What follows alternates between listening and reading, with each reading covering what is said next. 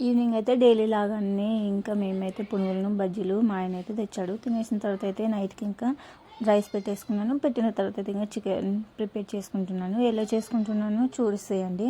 First oil వేసి onions వేసాను. వేసినాక పుదీనా కరివేపాకు వేసేసి అల్లం పసుపు కూడా వేసుకున్నాను. వేసుకున్న తర్వాత చికెన్ యాడ్ చేసి ఒక 5 to లో ఫ్లేమ్లో ఉంచాలి 5 minutes అయితే. ఇంకా తర్వాత కారం ఉప్పు వేసుకొని బాగా మగ్గనివ్వాలి. ఆయిల్ పైకి వచ్చే వరకు ఉడకనిచ్చి తర్వాత వాటర్ అయితే యాడ్ చేసుకుంటున్నాను.